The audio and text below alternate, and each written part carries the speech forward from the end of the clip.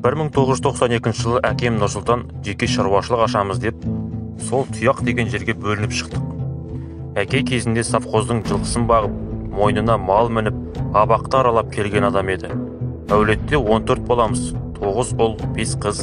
Содан алдымызда азын аулақ мал, тоқты торым, 2 үйірге шамалас жылқы жинап, Ержанның Қара Адырына келіп қоныстандық. Ұлытаудың оңтүстік батысында, аудан орталығында 37 шақырымдай жерде Ержанның Қара Адыры деген жер бар. Содан не керек?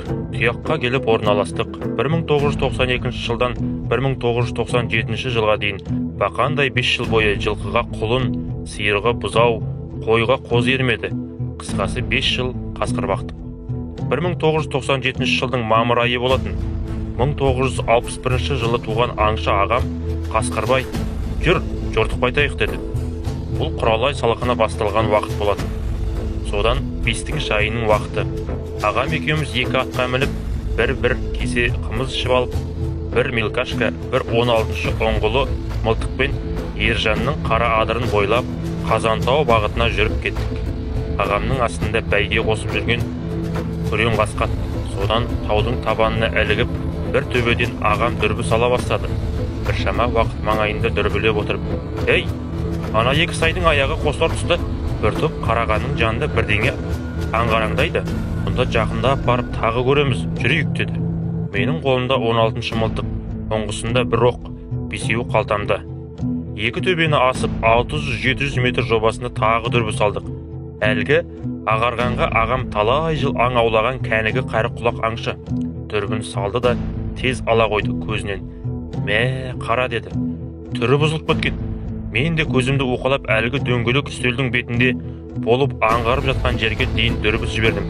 Аяғын созып, сайдың құламасында күн батысқа қарап дәу қасқыр жатыр. Басында шықылықтап сауысқан жүр. Анық көріп тұрмын. Ағам маған жүре сөйлеп, тез аттарды қалмақшы байла деп соңымнан ер деді. Қалмақшы байлау дегенді қайдан білейін? Ол қалай деп сұрап ем, қоса сөйлеп айтқандай қалмақшы байлап тастады. Содан 2-ші сайдың саласына түсе бастап едік. Ағам қолма-қол мылтықты беріп, қалған оғымның қалтамнан алайын десем, әлгіде шоқырақтап желігенде түсіп қалыпты. Сонымен оңғыға салып қойған жалғыз оғы 16-шы мылтықты алып, қосымша атарға мелкашканы алып, екеуімен қатар кетті. Мен қасқыр жатқан 2-ші сайдың бетіне дүрбі салып отырмын. Желдің бағыты бізге қарсы. Қызығы 2 сайдың басы бөлек болғанымен аяғы қосылады. Сол қосылар тұстың қабағында қасқыр жатыр. Ағам да 2-ші саймен басқан ізін білдірмей жақындап қалды. Сауысқан, шиқылдап, ауаға ілініп, қасқырдың үстінде маза таппай тұр. Ол байғұстың да күні жат қасқырға қарап тұр ғой. Арланнан қалған ас соның сыбағасы. Сауысқан үшін көкжалдың амандығы керек. Құдай-ай, қашып кетер ме екен деп, демімді ауыр алып, дүрбі салып, бар қозғалыста бағып отырмын. Аяқ қолын еркін жазып жатқан қасқырым бір кезде басын көтеріп, айналасына бір қарап, қайда мойын созып жатпасы бар ма? Үлкен үнсіз үзіліс сынды. Ағам да барынша баяу жылжып, барынша сақ қарап, оқ жетер жерге жақындады. Мен дүрбімен қадалдым. Бар қимыл бағулы. Бөрі қозғалар емес. Жалғыз оққа күмәнданды ма, ол да атпай барынша жақындап келді. Мен қырдан анық аңғарғаным тек сауысқан екеуміз ғана сақ қарап, сабырымыз кетіп тұрған. Ағам ақыры 20 метрдей жерге дейін барып, мылтығын қасқырға қаратты. Қасқыр қозғалыссыз. Сауысқан ескерту жасап, індетін құтылып жөніне кеткен. Кенет мылтықтың гүрс еткен даусы сай олап кетпесі бар ма? Оқ қайда кеткенін қайдам, мылтығы атылған мызғып жатқан көкжал орнынан 2 метрдей көтеріліп түсіп, сай асып кетті. Мен де дүрбімді салбыратып, аймен ағама қарай жүгіре жөнелдім. Алқынып жүгіре басып, жанына келіп, қасқыр қайда дедім. Ағам қашып кетті деді. Сосын жымиды да, анау қырға шықшы деп алдында тұрған бізден 30 метрдей жердегі жетім төбені көрсетті. Нұсқаған жеріне алып ұшып барсам, есікпен 4-үй дәу қасқыр сұлап жатыр. Ағам атқан талай қасқырды көріп жүрмін ғой, бірақ мынандай бірінші рет көруім. Бас дегеніміз қазандай, тұмсығы ұзын, сирақтары кәдімгі еліктікіндей, салалы әрі бақай жағы сілеусіндікіндей жалпақ, төсі төмен қарай, сылыңқы да алдыңғы 2 қолдың ортасы жұдырықтың сиятындай кең. Белі тазы иттікіндей жіңішке де, құйрығы шолақтау, жоны қара, қылшықта тұтас тұлғасы ақ түбіт. Түлеген мамырайы ғой, жарау жылтыр жалма-жан жынысына қарасам, сізге өтірік мағаншын қасқырдың құртқасы, қорғашысы. Әзімді басы артымнан келген ағам да аң-таң, арлан деп атқан қасқыр ұрғашы болып шықты. Ендігі қызығын қараңыз. Тобылғы гүлдеп болған соң, бұл уақытта барлық құртқа соқыр қасқырдың көзін ашпаған 10 күндік төлі емізетін кез ғой. Ал мынаның бауыры сорылмаған, емшегі созылмаған, кеуденің асты тек қара ноқаттар. Ағам басын шайқап, бұл өңірде қасқырдың мұндай қаншығын көрген атқан адамды естіген жоқпын. Арланның үлкен мұнандай ит құс көрген жоқпын деп таңдайын тақылдата берді. Алдында төстің түс қара қан ағып жатыр екен. Оқтың орны болса керек. Бас сүйектің сол жақ сыртынан үстіңгі жақтағы азу түске дейін сыпыра кірген оқ қасқыр ұсын одан сайын суытып жіберген. Аттарды алып кел деді. Содан әлгі қасқырды ағам мінген күрең қасқа атқа салайық деп ағам жүйрік жылқының белін алады. Бұл бәле деп тақалтпады. Ақыры қанжыға білмейтін менің қарагер атыма байладық. Әупірімдеп жүріп құйрығы өзінің артқы жілігіне дейін ғана жететін қасқыр бүктеле байлағанда 4 аяғы жерге жетер жетпес болды. Мәз болып іңір туа ауылға жеттік. Есіктен кіре әкеме қасқыр соққанымызды қалай алғанымызды айта бастадым. Әкем сыртқа шығып бөріге көз жүгіртіп, ағам екеуміз әкеміздің бұйрығын алып союға кірістік. Жайлаудың басы. Негізінде осы өңірде менің анамның дәстүрлі ем жасайтын қасиеті бар болатын. Сондай ем шараға кейде қасқырдың мүшелерін түгендеп сойдыратыны бар. Қасқыр соярда кеңірдеген өтін, сарпайын, жатыр. Алып қалыңдар деп тапсырады. Содан қолма-қол терісін сыпырып ішін жардық. Сұмдықтың көкесі осы тұста басталды. Қасқа төсті қақ айырып кеуден аштық.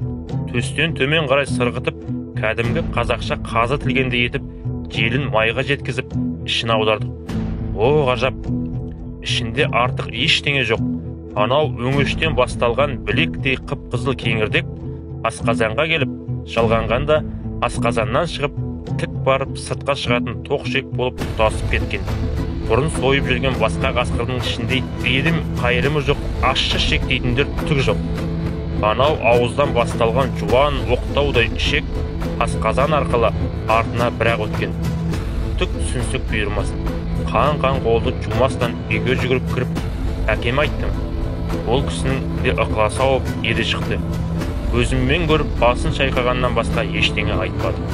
Сосын бір ішек қасқыр деп осыны айтады деді.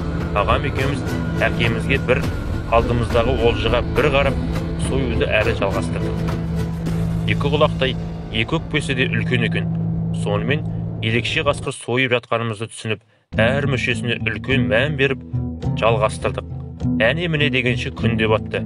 Біз де шаруамызды бітірдік. Бірақ бағанағы қасқырдың іш құрылысы көз алдымнан кетер емес. Таңертең тұрып шай үстінде отырғанда, Ұлытаудан жоқ іздеп, Омардың Әлиі келіп қалмасы бар ма? Бұл Әли деген кісі осы өңірге есімі ерте шыққан кәдімгі сырғалы аңшы. Жалпы Ұлытау төңірегінде Омар қариядан тараған үрім-бұтақ бүгінге дейін аттарын аңшылықпен, саятшылықпен шыққан әулет болып саналады.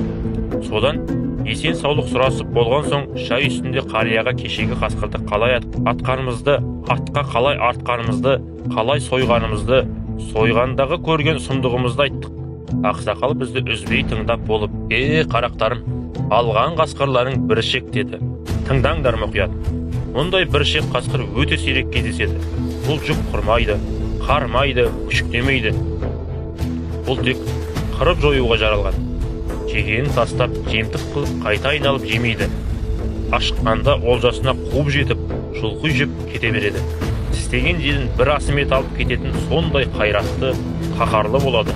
Мұндай қасқырлар төл ертпеген соң мейірім қайрымынан ада, саяқ жүріп салқын жортады. Біршек қасқырлар бір әуек, бір топ қасқырлардың асыраушысы, көш басындағы көсемдері болып саналады. Бұлардың асқазаны бір ішектен тұрады. Өңештен өткен асы асқазандай көп аялдамай сыртқа шығар бір ішекпен кетеді екен. Тез тамақтанатын, тез қарны ашатын сондықтан. Ал енді ұйықтап жатқан қасқырдың алқымына дейін жақындап барып атуларың үлкен қателік.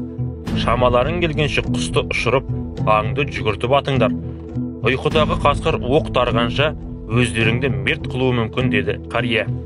Сөйтіп біз сойған бір ішек қасқырдың тақырыбы осымен тәмам болды. Енді қараңыз, біз қалай осы мамырда алған қасқырдан соң біздің өңірде қасқыр көрінбей кетті. Малымызға төл еріп, 1997 жылдан кейін ғана, яғни бір ішек қасқыр атылған соң жылқымызға жабағы ерей бастады, деп әңгімесін әлгі жігіт аяқтады.